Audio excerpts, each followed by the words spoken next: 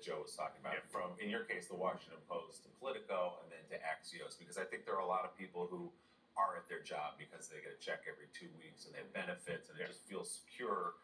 But to go to a startup or do something like you did, there's the intellectual part of it, which is, I kind of want to go do that. But then there's the gut that says, hang on to the security. How do you find the courage? And not just you, but how should people find the courage to make a move like that, to do something they feel passionate about or that gives them more meaning than the job they're in? Yeah, I don't really consider myself that much of a risk taker. I always felt these were calculated risks, and I think you only get one swing at it, right? We're only get one lap around the track, and I want to make sure that I enjoy all of that, and I want to also be calculated, making sure, listen, do I think that I could start a company when we started the first one? Did I feel like I knew enough? Did I know enough people would come around us and help build it? So it is kind of pushing yourself out there. Otherwise, you become so complacent. Life becomes a little bit dull.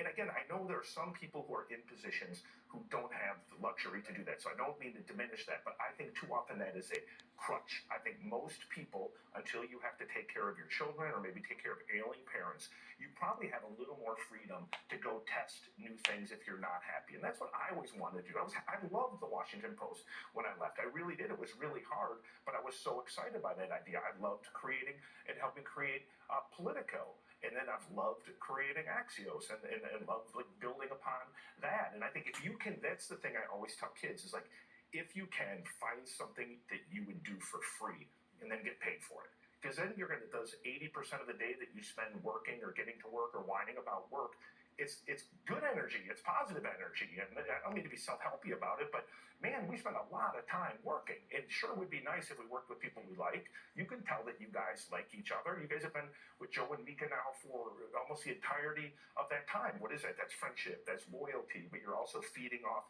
each other intellectually. And I think we're blessed to be in the position we are, but other people who are not in the news have those opportunities to do it as teachers or construction workers or whatever they choose to do.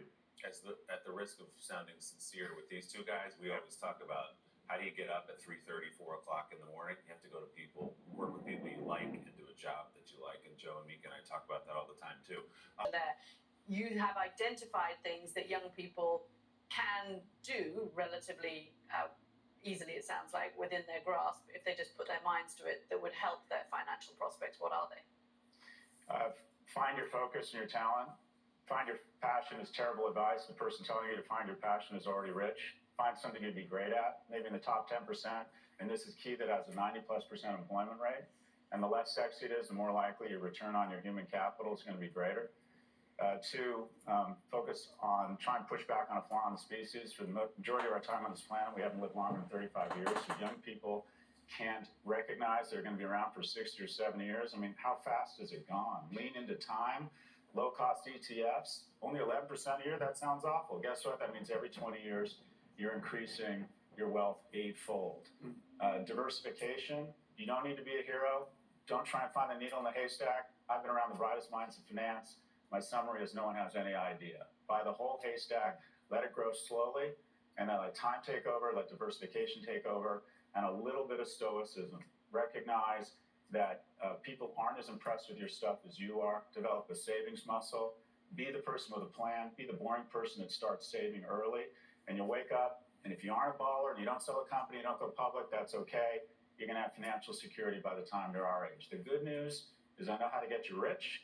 The bad news is the answer is slowly. One last thing, and I swear we'll let you go. We could talk to you all morning.